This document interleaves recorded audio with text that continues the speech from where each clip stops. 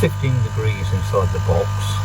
Actually, no, the outside temperature here today at the moment is 12 degrees and 12.2 in the pond. The fish are not happy.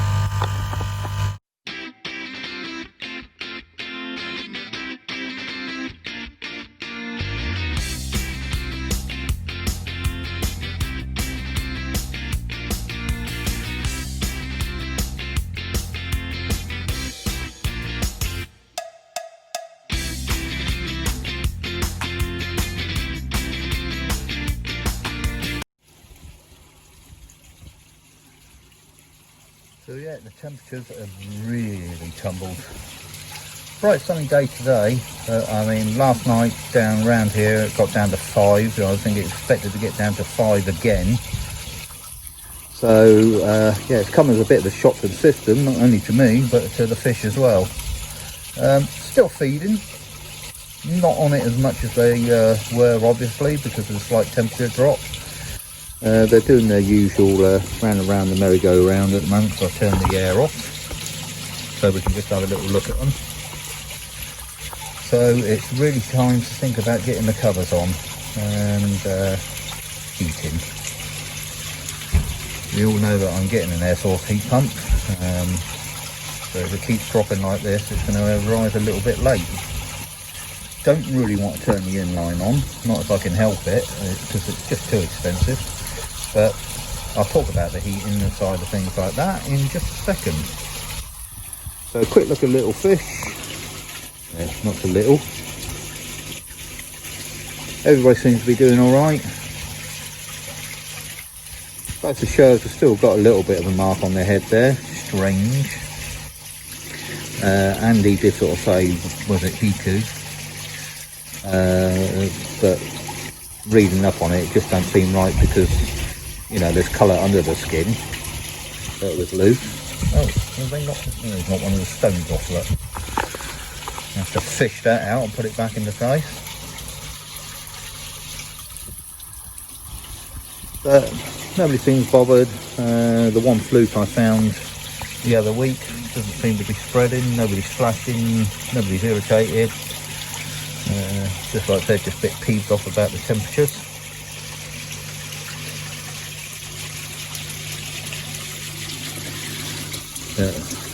Yummy down there again. I mean, my wife says, well, I'm not noticing it so much, but because I work away and then come back and see the fish, like I said, it's just grown exponentially. You guys should notice as well, just as much as me. Because you saw it week on week. We didn't see the fish last week because I was away up at Josh's house delivering the 2 fish. Looking a bit more room in here. But yeah, look, yummy. That is growing like nobody's business, and that's one of the reasons I want to keep the heat going over the winter. Yeah, like I said, they're doing their wagon train bit now, round and round and round. Let's zoom out a minute. There you go, look. As soon as I say that, they stop doing it.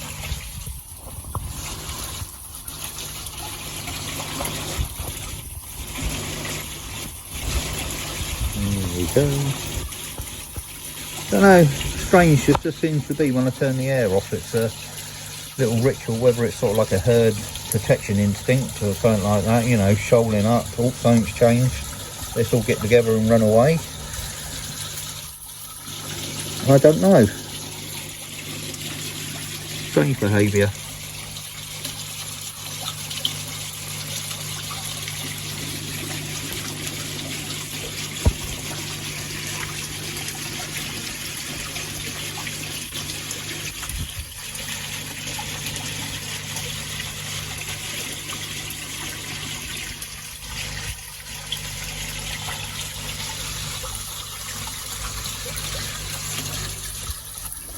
Anyway, let's talk about heating and different types of pond heating. Alright people, how are we doing? Hey, it has turned parky. I mean, the sun's out, yeah, not a problem, lovely and sunny, but it is freezing. First time I've had jeans on or long trousers of any sort since March, and the temperatures have plummeted, really have plummeted. The big shock to my system, let alone to the pond dropped down quite a lot. I mean, it got down to 12 yesterday. It was a gradual degree a day drop. I think I was sat about 17, and then 16, 15, 14, 13 and 12. Come up a little bit today. I said up to 13.9, maybe 14 degrees, so a little bit happier with that sort of temperature. Was going to get the covers out, but just haven't had the time this weekend, so hopefully it's not going to be mega chilly next week, so I'll partially cover next weekend. Anyway, not had a lot to do this week, unfortunately. It's been a quiet week. I've been involved in other things, a bit of DIY inside the house, a bit of shopping and stuff like that. I'm going to talk about heating. Do you need to heat? What heating is available to you? What choices we've got? Just a very basic skim over. I'm not going to go into the ins and outs of hows and wherefores. Look at the ponds. I did manage to sort of like drain some of the water out yesterday, go around, I sort of hosed out all in between the rocks around the edge of the pond, get all the crud out, and then I went around with some waterfall foam, expanding waterfall foam, all in the rocks, underneath the rocks, just to prevent any crud from getting in there and turning all nasty and horrible. I did film it, but somehow I've lost all the film, so whether I've got to press the record button or whether I accidentally deleted it when I was scrolling through, I don't know. And so let's get on with this week's video. Hope you're all well. Just before we start, just like to say thank you, big thank you to all my new subscribers and all the old subscribers that are sticking with me. Doing my best for you. Like I said, time limited on sometimes on what I can do, like this weekend, but you know, I hope you're finding it entertaining. If you do like it, give us a big thumbs up. If you don't like it, you know, thumbs down. But if you give me a thumbs down, just let me know why you're giving the thumbs down. And also just to remind you, set up a Facebook group for koi keepers, just to come over, have a bit of banter, talk about any problems you got, or just to show off your pond or your fish, or ask questions if you need help, or generally help out people. Got any funny stories, cartoons, funny video clips, you know, post them on the page, or if you're a fellow YouTuber, feel free to advertise your videos on there. So like I say, just look it up, it's under the channel name, Koi Water Plants and Rants, and pop over, join us, you know, and feel free to publish anything fishy related or anything, you know, that you think might get a laugh. You know, trying to make it a nice friendly place where we ain't got to worry about self-promotion or anything like that. If you've got something to say, don't promote, feel free. Alright, and guys, get on with the video. Sorry it's not much this week, but life gets in the way sometimes. Alright, see you in a bit. Bye. To heat or not to heat? That is the question. Whether it is nobler to make your fish freeze in winter's outrageous chill, or to heat against winter's icy blast and snow. And by heating, warm them to grow, to flourish.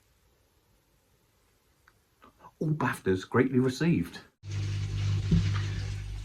So heating, or pond heating, should be more precise.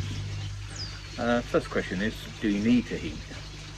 Well, the truth of the matter is, no, not really. You don't have to. If your pond is built right and to the right depths, then fine, no.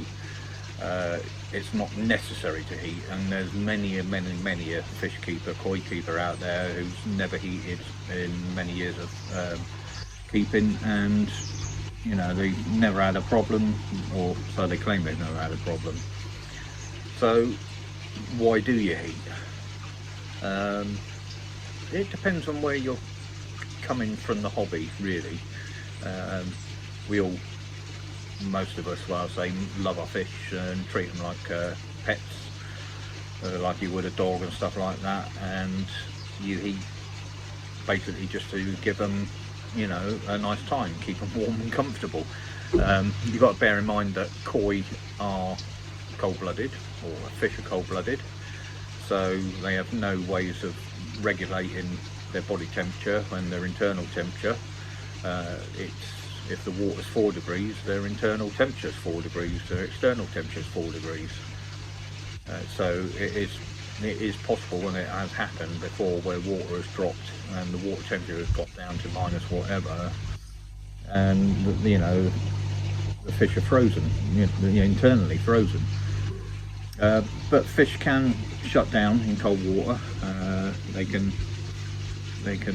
shut their functions down, just sit on the bottom, don't move, and they can quite happily survive cold temperatures for a period of time. But like I said, heating, why do we do it?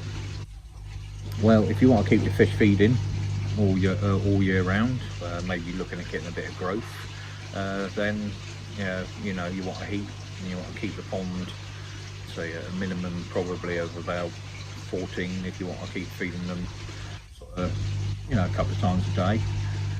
If you're looking sort of like for the growth side, if you're looking to show your fish and you want to get a good bit of growth on them over winter, then you're looking at heating warmer temperatures up to that, you know, up to 18. If you just want to keep your fish healthy and alive, then you want to keep your filter bacteria alive. So when you come into spring and the warmer weather starts to come and you lift the covers off, you don't want any sort of like any of this stage where parasites are more active than what your fish are, your fish's immune system, because the fish's immune system starts to slow down around about 14 degrees, and I believe it's sort of like about, it becomes ineffective under 10, 8 to 10. There's a bit of, I mean, an R in about where, but it becomes ineffective under 10. So, but parasites are still active down to about 6 degrees, I believe it is, 5-6 degrees. Certain parasites are still active. So obviously when you're coming out of spring and the water warms up, the parasites are more active and your fish's immune system hasn't caught up, and they find it hard to deal with. And obviously other things like your filter bacteria, that's all died off.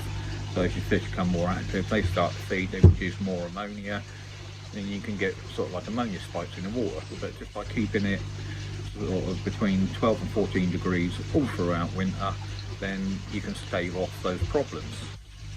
So what sort of heating have we got?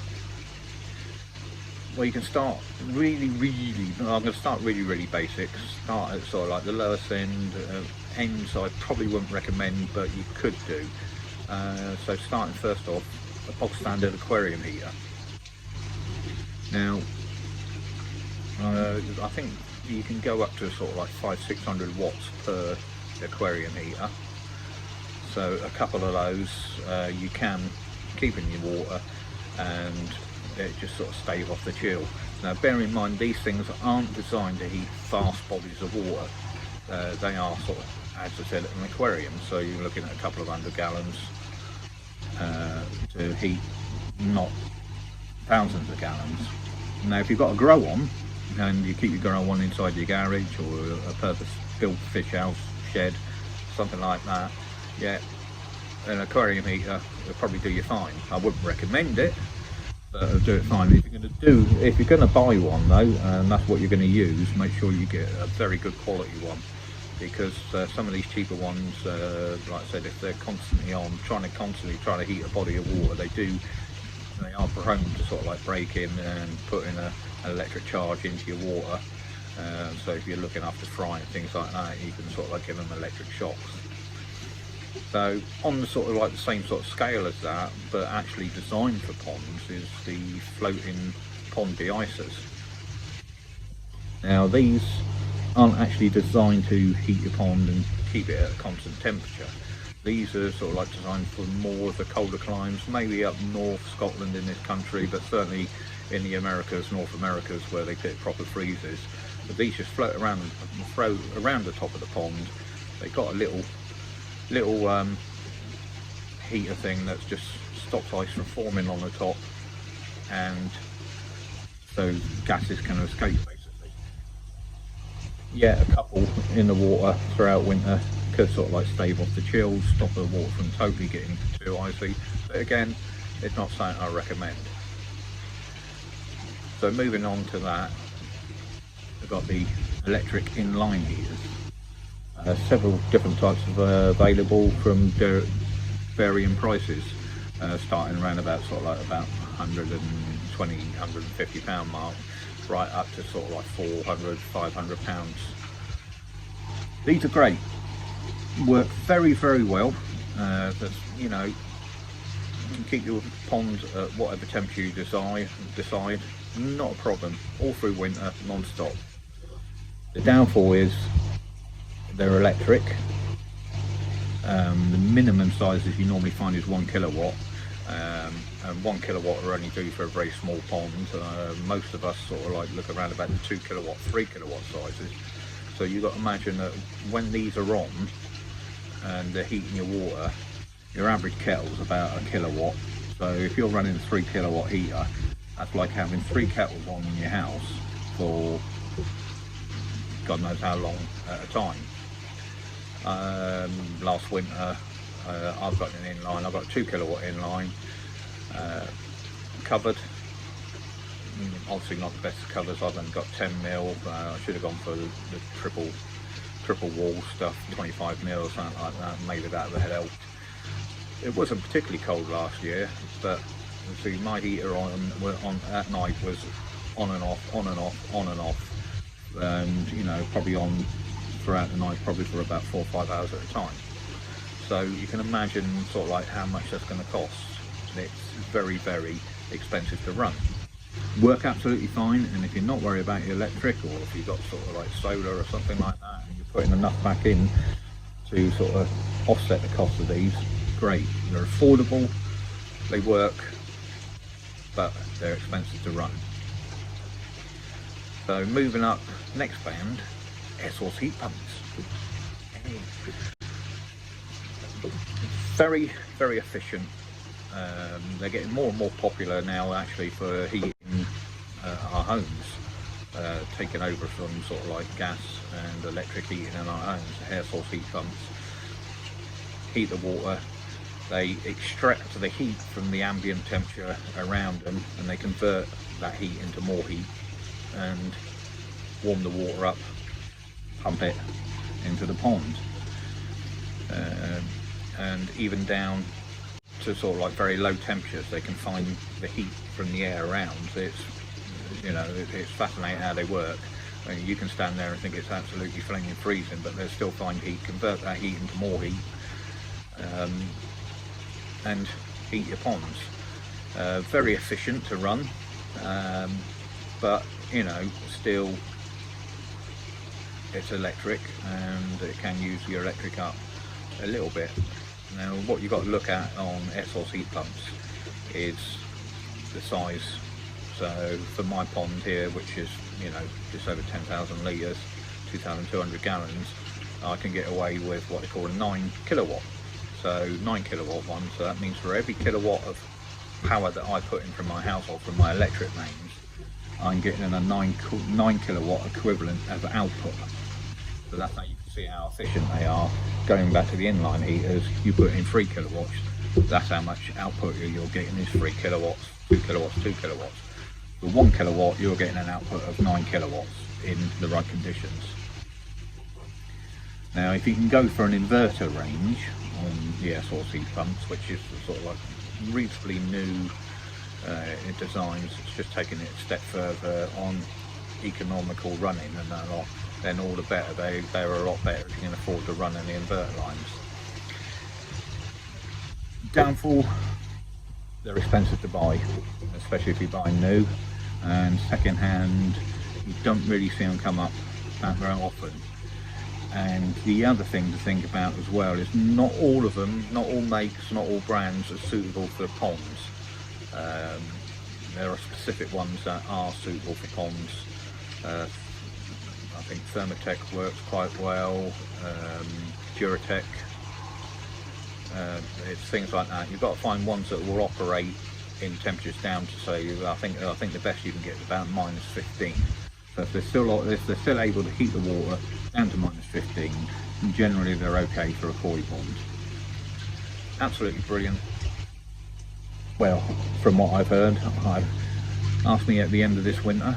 Hopefully mine will be up installed and running sort of like before it gets too cold, but I will let you know, and I'll keep a log as well of how expensive they are to run. But hell of a lot cheaper to run than inline heaters, but again, it's still a little bit of a drain on your electric. Now, probably the most efficient form of pond heating is the gas boiler heat exchanger. This works much the same as your gas central heating. Water gets heated up in your boiler, flows around to a gas exchanger, heat exchanger, where that warms up the flowing water going around a radiator system. It works the same as a koi pond. The gas heats up the water, flows it into a heat exchanger, and then the heat exchanges to the water being pumped from and to your pond. Now,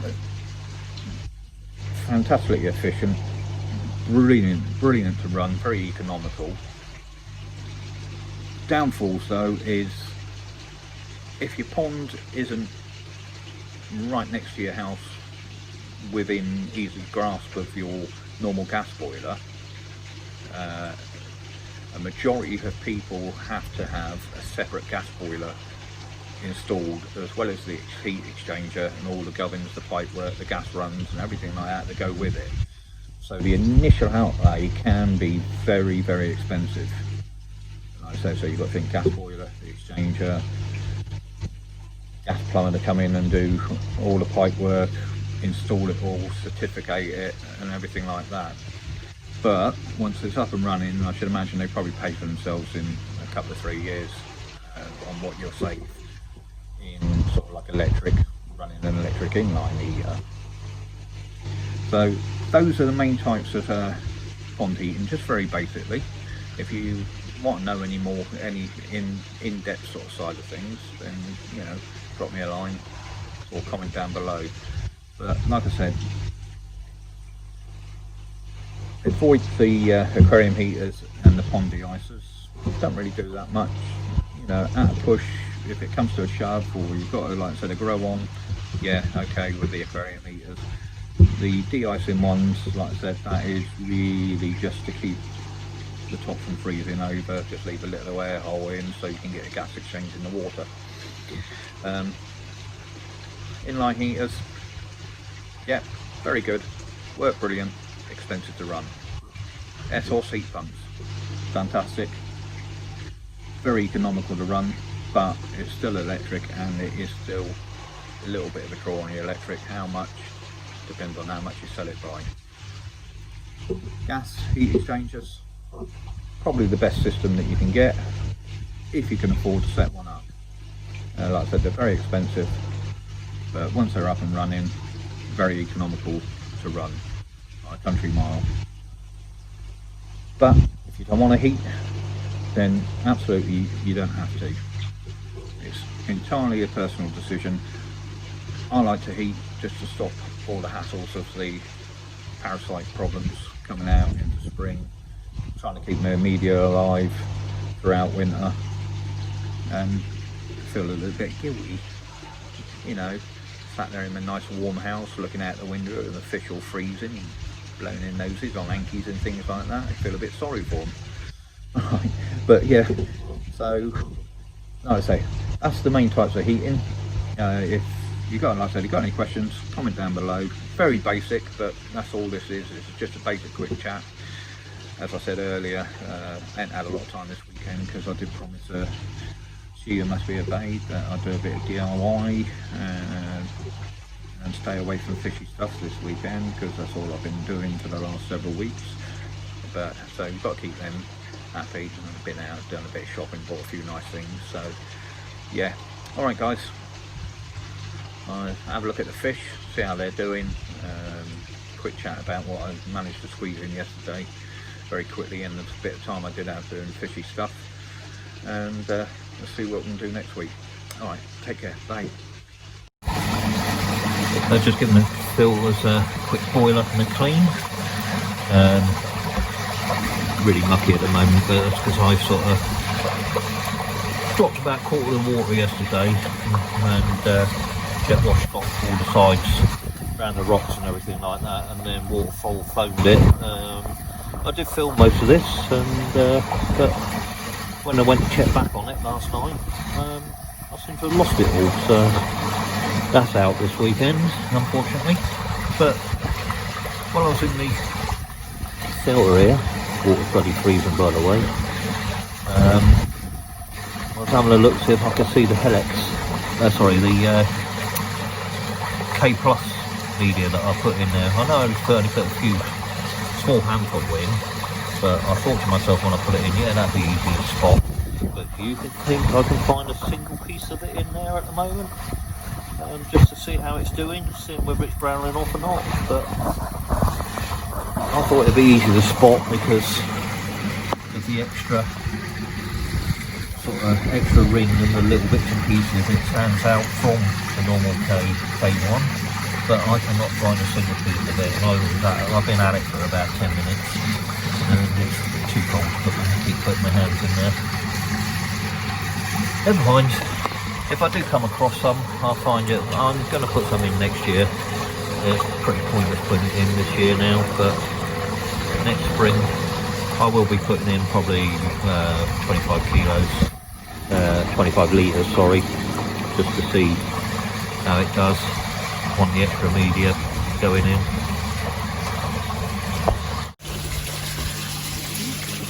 So as I said anyway, yesterday, cleaned off all the rocks. Didn't really sort of concentrate on getting the algae off too much. What I've done is all the crud and everything that sort of gets up in between the gaps of the rocks and underneath. I cleaned all that out, and then used some waterfall foam to seal it all off, just make sure nothing can actually get in there and sort of sit there and fester away and form some bad bacteria. So hopefully now, if you look carefully, you can see it's all sealed up. And nothing can get in there. Still got to pick that rock up and down there, that's the only thing I've got to do. But no, so everything's all sealed up now, so nothing can get in and get all nasty.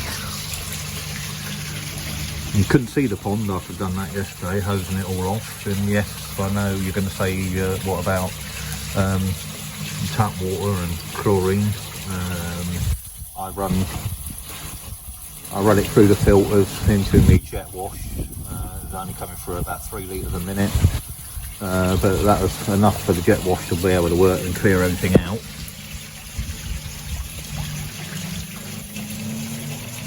But yeah, you know, water's absolutely crystal clear now, as you can see.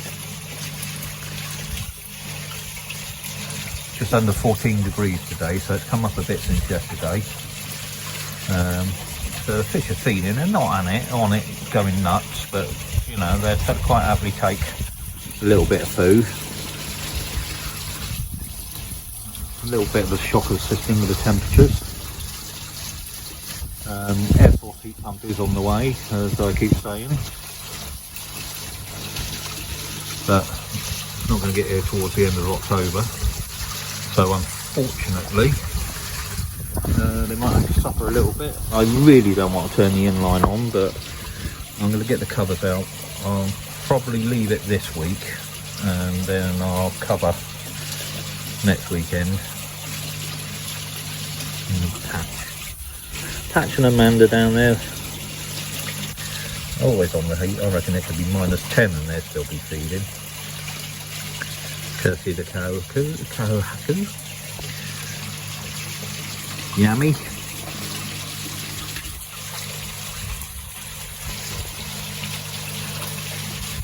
Obi the Ogon. Chad the Chag. Another one who's always on the hunt for food. You can't follow that in there. You're too big. But like I said, the water's absolutely crystal clear. So those people who sort of always saying that Nexuses don't really cut out the fines. I covered this in the previous video and I'll post a link to it down below. Nexus 220 flow rates, etc, etc. Nexuses are brilliant, you know, for the price point. Well, I say for the price point that they were. The Evolution Aqua Nexuses 220s, 330s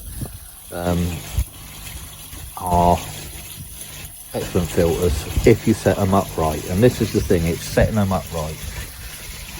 I mean, a lot of people, they buy one, they look at the maximum flow rate you can put through it, and they whack sort of like a 20,000 litre an hour pump on it, full pelt, and then, you know, they wonder why they're getting fines in the pond. It's all about finding the balance between flow rate, dwell time and turnover. And I think I've got about it's about 7,000, just trying to work out how many wattage, it's about 7,000 litres an hour going through my Nexus. And that gives it enough dwell time on the media for all the ammonia and nitrite and all of that lot to be dealt with. Gives it a good turnover rate. And it's not too powerful, but it's pushing through and it's sucking all the fines through all the K1 micro. And it's you know, it's nice and gentle, and all the K1 micro is stopping all the fines coming through. I mean, not absolutely minute. There's a bit of flash there. I'll keep an eye on that. We've just eaten though.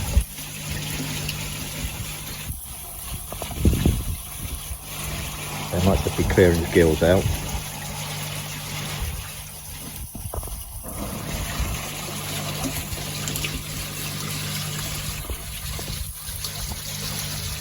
But yeah, so as I said, good filters with all our drums.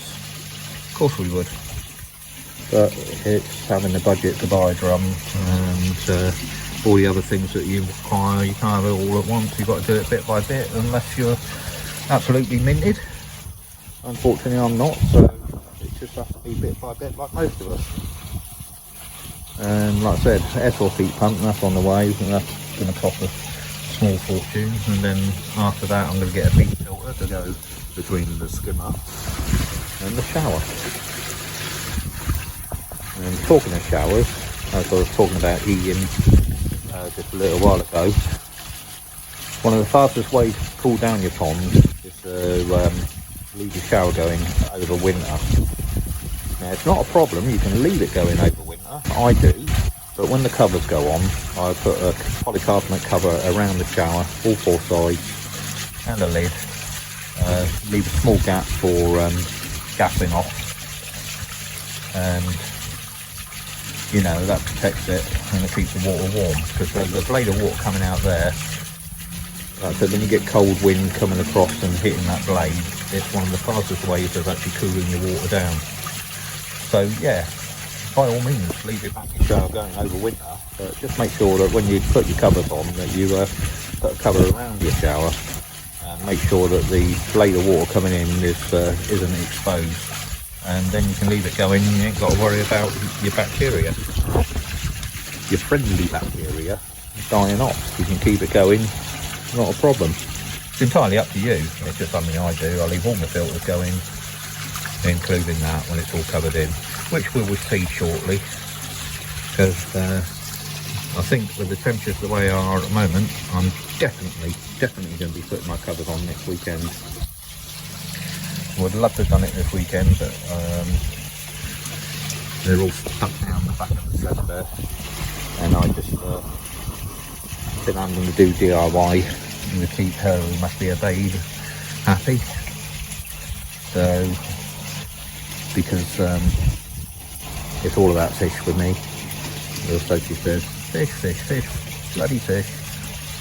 When are you going to do something in the house? So this weekend I've been doing a bit in the house and taking her out and doing a bit of shopping and stuff, so I've not been able to do a lot this weekend. There it goes. Like I said, fish all doing well. A little bit of waffle. And we keep an eye on Ghosty there. He's alright now. I think it's just where he had took a great big wad of all the food and he was just battering his gills to clean them out. He'll do it occasionally. Shouldn't panic if you see a fish splash one. But anyway guys, stay safe, remember your masks, and look after yourselves and enjoy what is left of autumn, really. Alright, I'll see you next week. Take care. Bye.